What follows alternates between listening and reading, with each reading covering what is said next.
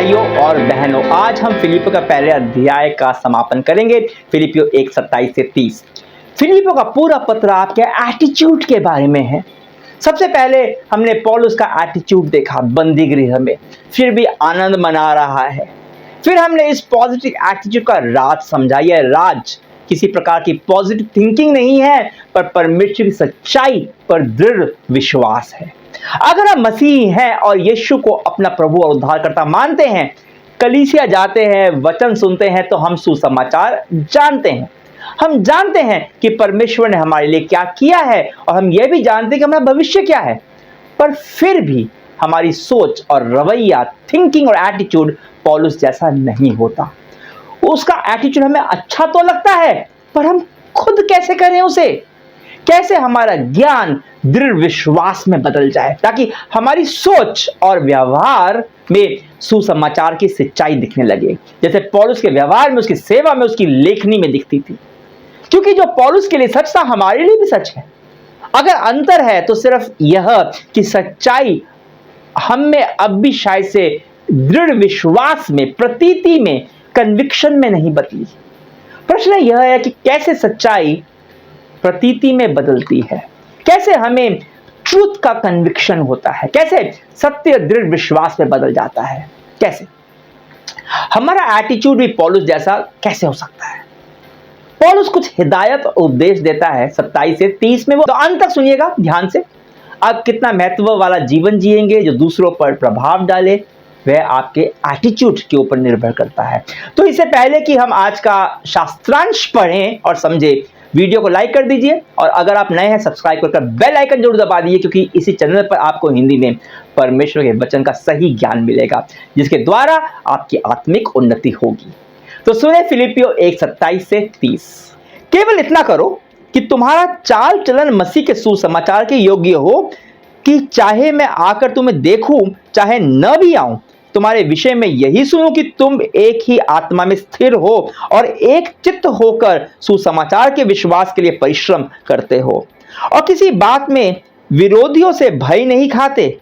यह उनके लिए विनाश का स्पष्ट चिन्ह है, परंतु तुम्हारे लिए उद्धार का, और यह परमेश्वर की ओर से है, क्योंकि मसीह के कारण तुम पर यह अनुग्रह हुआ है कि केवल उस पर विश्वास करो, पर उसके लिए दुख भी उठाओ। और तुम्हें वैसा ही परिश्रम करना है जैसा तुमने मुझे करते देखा है, और अब भी सुनते हो कि मैं वैसा ही करता हूं। पिता परमेश्वर का धन्यवाद करते हैं इस वचन के लिए। तुझे पवित्र आत्मा के द्वारा हमसे बातचीत करने वाला है, उसके लिए हमारे कानों को खोल, हमारे हृदय को तू उस मिट्टी के जैसा बना, जिसके अंदर जब बीज जाता है तो वो फलता है और फलवंत होता है। तेरे वचन को हम सुने ही नहीं, पर करने वाले बने। पवित्र आत्मा के द्वारा हमें सामर्थ्य यीशु मसीह के नाम से प्रार्थना करते हैं, आमीन।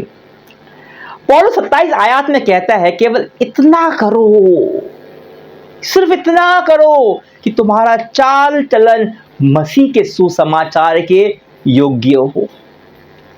जो सुसमाचार ज्ञान हमें प्राप्त हुआ है, जिसके कारण हम यीशु को प्रभु कहते हैं, उसे उद्धारकर्ता स्वीकारते हैं, वह पवित्र आत्मा का दान है।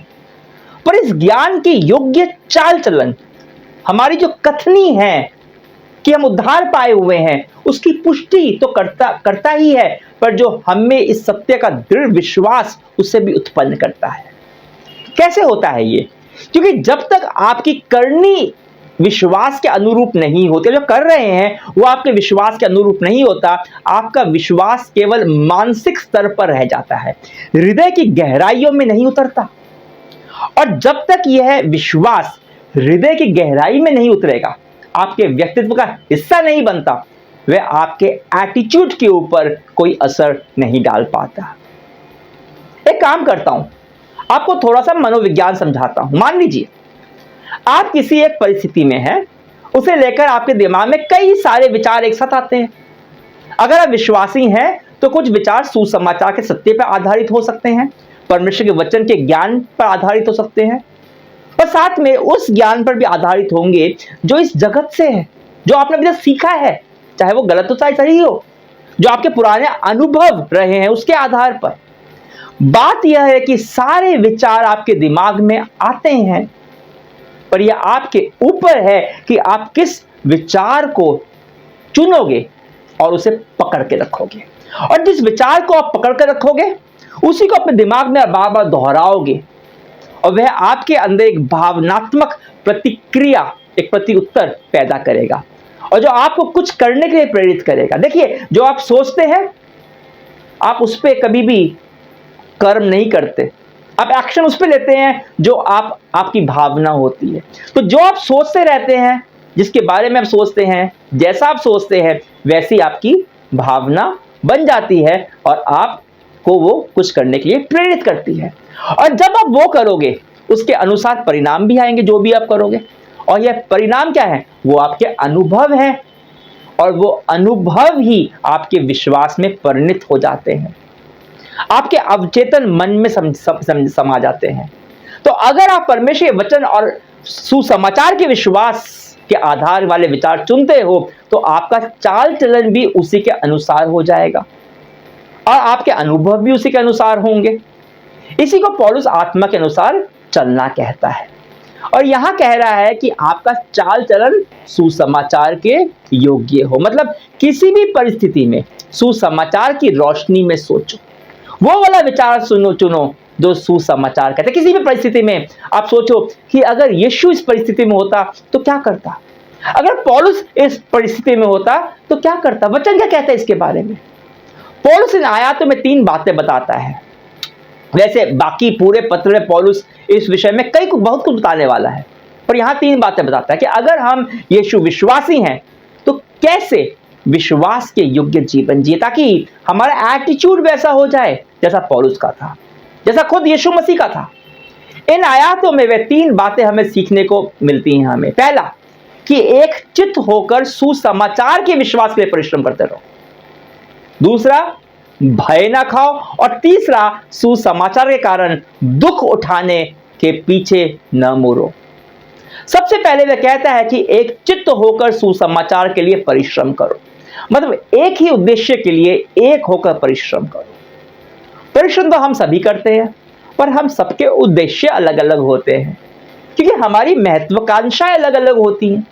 कोई पैसा कमाना चाहता है, कोई पॉपुलैरिटी चाहता है, फेमस होना चाहता है, अलग अलग हमारे उद्देश्य होते हैं। पर पौलुस कहता है एक चित्त से सुसमाचार के लिए परिश्रम करो। हो सकता है आप अलग अलग काम करते हैं, हम सब अलग अलग काम करते हैं, सेवाएं अलग अलग हैं, कोई नौकरी करता है, कोई व्यापार करता है, कोई गृहिणी है, पर उद्देश्य आपका एक हो और वह उद्देश्य है सुसमाचार का प्रचार। बातों से तो बाद में, पहले अपने चाल चलन से, आपके व्यवहार से, हमारे चाल चलन में लोगों को यीशु दिखना चाहिए। और जब हम एक चित्त के होते हैं तो हम अकेले नहीं होते, समुदाय में होते हैं जो एक दूसरे को प्रोत्साहित करता है और इससे सुसमाचार की सत्यता पर हमारा विश्वास बढ़ता जाता है, क्योंकि हम देखते हैं और अनुभव करते हैं कि सुसमाचार लोगों के जीवन को बदल रहा है और तब हम विरोध का सामना बिना भय के कर पाते हैं, जैसे कि पौलुस करता था। 28 आयत में पौलुस कहता है कि उनका विरोध करना उनके विनाश का स्पष्ट चिन्ह है, क्योंकि वह अनंत विनाश की ओर जा रहे हैं, इसलिए वे लोग आपका विरोध करते हैं। पर आपका विरोध हो रहा है, यह इस बात का चिन्ह है कि आपका उद्धार हुआ है और इस सच्चाई का ज्ञान आपको आगे बढ़ने में विरोध के बावजूद परिश्रम करने का साहस देता है। याद रखिए, परमेश्वर का वचन और ज्ञान पवित्र आत्मा द्वारा आप तक पहुंचता है। वही आपके मन में सुसमाचार के योग्य विचार डालता है और वही आपको साहस भी देता है। और जब आप साहस से आगे बढ़ते हो तब आप परमेश्वर की सामर्थ को देख पाते हो।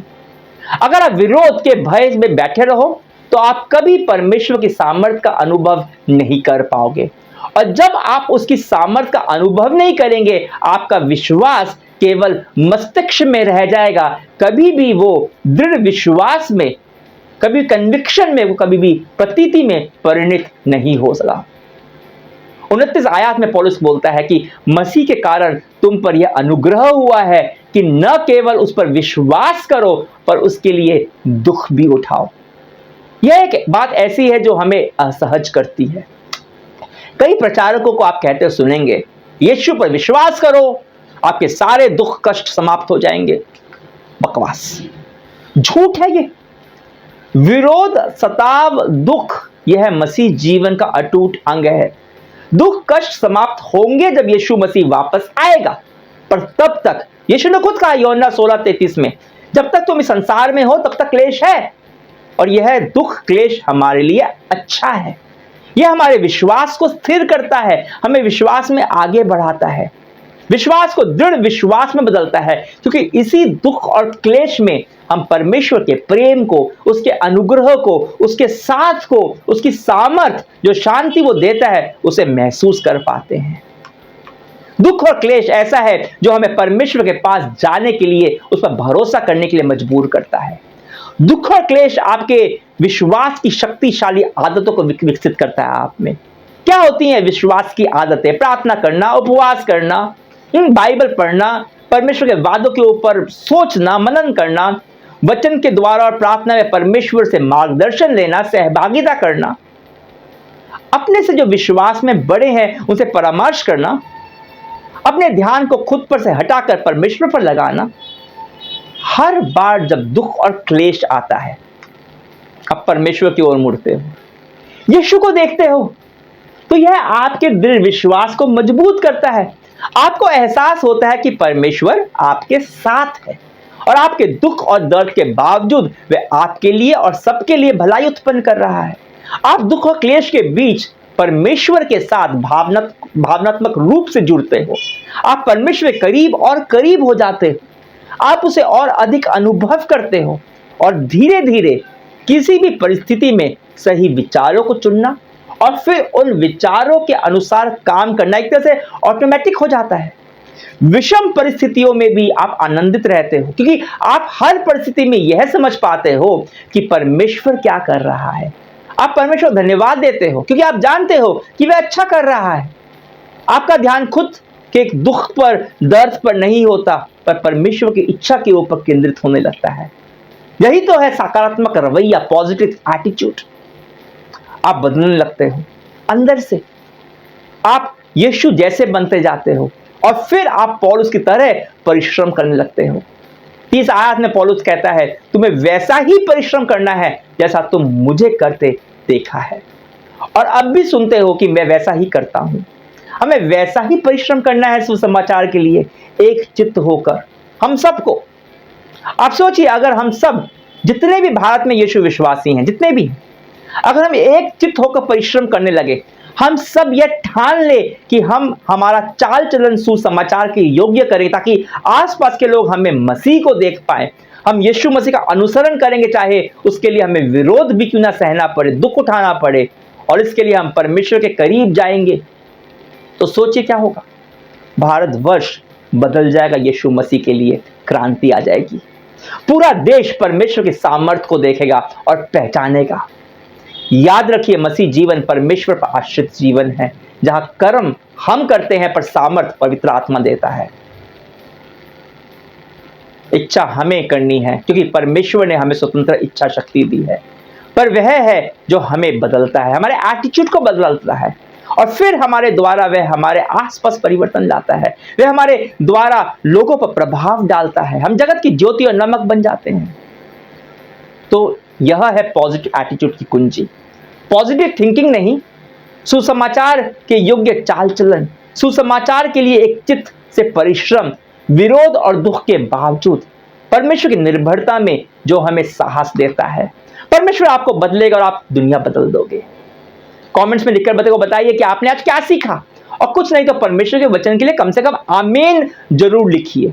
लाइक करें, शेयर करें, और अगर कोई सवाल आप मुझसे पूछना चाहते हैं या व्यक्तिगत रूप से मुझसे जुड़ना चाहते हैं, तो यह रहा मेरा व्हाट्सएप नंबर, कमेंट्स में मैंने पिन कर दिया है। तो फिर मिलेंगे फिलिपियो 2 अध्याय के साथ। प्रभु यीशु मसीह का अनुग्रह, परमेश्वर का प्रेम और पवित्र आत्मा की सहभागिता आपके सबके साथ बनी रहे हमेशा के लिए। आमीन।